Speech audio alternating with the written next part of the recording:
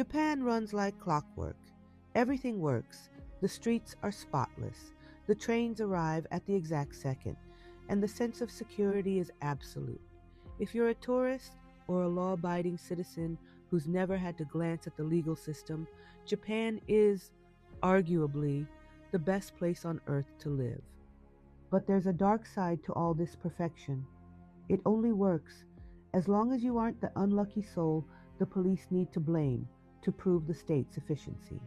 Today, I want to tell you the story of Iwao Hakamata, a man the Japanese state tried to erase for 47 years, not for the sake of justice, but for the sake of bureaucracy, for the sake of the look. I'm Regina, and welcome to R2L. Today, we aren't just talking about a judicial error, we're talking about tatemae, the facade of social harmony maintained at any cost. And we're talking about honne, the harsh, inconvenient truth that nobody wants to admit. Summer 1966, Shimizu City. An entire family is found stabbed to death inside a home connected to a miso factory. 4 bodies, a brutal, bloody scene. The police needed a culprit, and they needed one fast. To calm the public, to show they were in control. And when you're desperate for a win, the truth becomes a very inconvenient detail. So they found Iwao Hakamata. He was a former professional boxer working at the factory. He lived in the company dorms. In the 1960s, public perception was simple. If you made a living in a boxing ring, you had a violent nature. To the cops, if your fists were trained to hit, they were trained to kill. Plus, he knew the factory layout. He was the perfect suspect, the ideal stereotype. Then began what critics call hostage justice. It's a system where a suspect is held, isolated, without a lawyer, subjected to exhausting interrogations for 12, 14, 16 hours a day, until the confession finally fits the narrative the police want. Iwao held out for 20 days. 20 days of sleep deprivation and constant humiliation. In the end, he signed. The system won the first round. There's an audio clip from those interrogations.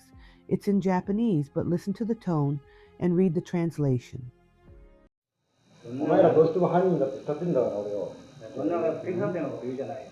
適されたくもなるよ、なんなに犯人だ、犯人だ、お前だろ、お前だろって。自分がやったなら、さって言うよ、俺だって男だよ。なんで、そんなことして言いながらよと思うだよ。お前さんの重点にやってるわけでもなんでもないじゃんけ。だってそう言ったじゃないか。反対重点にずっと今までやってたと。お前に対してもやるよ。他の A という男にもやるよ。C という男もやる。それはお前捜査員が多いからね。当然のことじゃないの。人間にあらゆるものをつけてね、でっち上げようと思えば、それもでっち上げれるだよ。いつまでも女ことしてまだ死んでないのがあって、どうなるかわかんないけど、本当に俺で一生むちゃくちゃにしたのはあんたらだよ。一生忘れんぞ。We do it to man A, we do it to man C.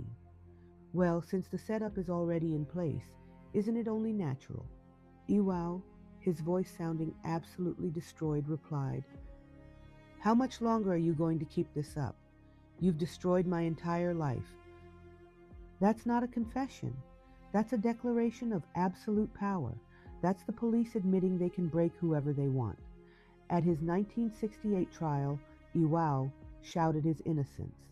He detailed the torture. The court simply ignored him. They accepted evidence that miraculously appeared over a year later, blood-stained clothes found at the bottom of a miso tank. The blood was still too red to have been submerged for that long. The pants, they wouldn't even fit over a boxer's thighs. None of it mattered.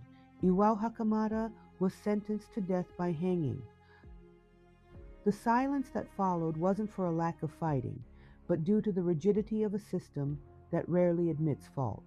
It took 4 decades for DNA science to finally overcome the court's conservatism, proving what common sense had long shouted: the blood on those clothes never belonged to Iwao. One of the 3 judges, Norimichi Kumamoto, voted for innocence. He knew it was wrong, but he was outvoted by the other 2, and in a twist of cruel irony, it fell to him. the only one who believed Iwao to write the official death sentence. Years later, in 2007, Kumamoto broke his silence and confessed he felt like a murderer in robes. What kind of justice system forces an honest judge to sign an innocent man's death warrant just to keep up appearances? Tokyo Detention House, a cell the size of a walk-in closet. In Japan, executions are a secret. You aren't given a date. Your family isn't warned. Every morning at 9 a.m., the guards walk down the hall. If they stop at your door, that's it. That's your day. Iwao lived 16,000 mornings with that rope at his throat. 47 years. Meanwhile, the world moved on. His family, they suffered the social stigma. In Japan, having a relative on death row is a stain you can't wash off.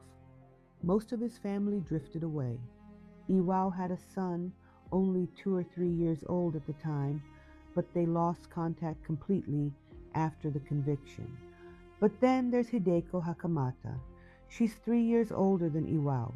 She was an accountant, divorced, living a quiet life with a stable job, and she never doubted him. She's lived in Hamamatsu, Shizuoka, her whole life and still does. Every single month, she traveled 150 miles just to see him.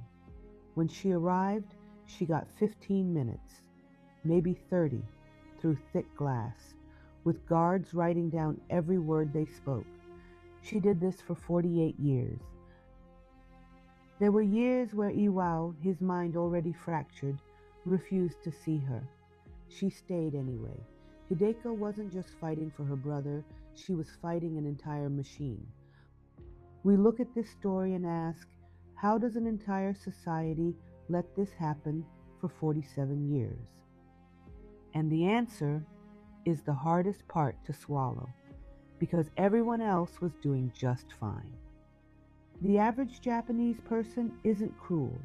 They don't want people to suffer, but they value harmony above all else. Tatame, the facade, isn't just for politicians, it's a lifestyle.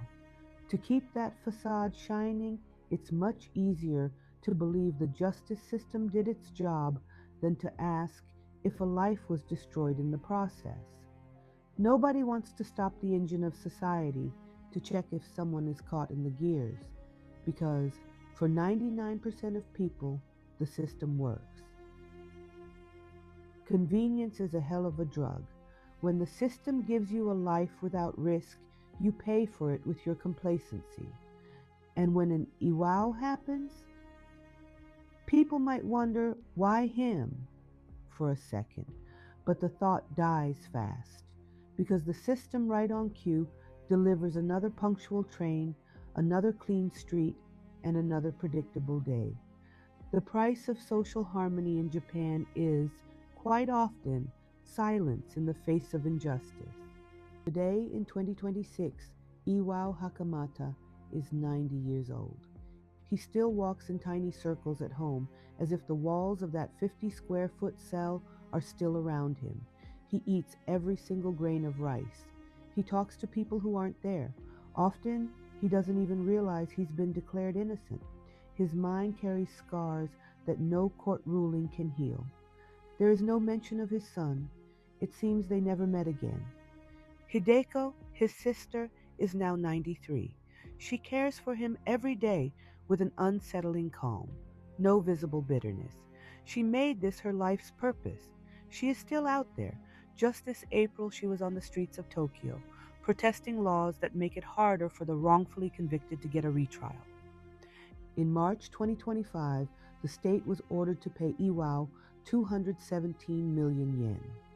That's the largest settlement for a judicial error in Japanese history. It sounds like a lot until you do the math. It's about $85 for every day he spent in prison, $85 a day for your sanity, for your youth, for your family. It's an insult. But the fight isn't over. As of October 2025, his lawyers are suing the state again. They want the police and prosecutors held personally accountable for the illegal investigation and the planted evidence. Even after the acquittal, the war continues. Japan shows the world what works: cleanliness, punctuality, safety. But it also knows how to hide what isn't admirable, not just from tourists, but from itself. The Hakamata case isn't just a tragic mistake, it's a reveal. It shows the staggering price that tatemae, the facade of harmony, can demand from a human being. Is justice delayed still justice? Or is it just the end of a very long, very slow act of violence? Iwao survived, others didn't. They died on death row or came out broken beyond repair. His story is extreme, but it isn't an isolated incident. It's a mirror. Hideko's serene smile at 93 years old is the only thing left of humanity in this story. She taught us that perfection can be cruel, and that silence is the most powerful tool of oppression. And in the end, she'll keep on struggling through. If this story touched you, and I know it did, leave a comment below. Do you think we, in our own lives, ignore injustices just to keep our own comfort? I want to hear from you. If you've made it this far, you already know what to do. See you in the next video.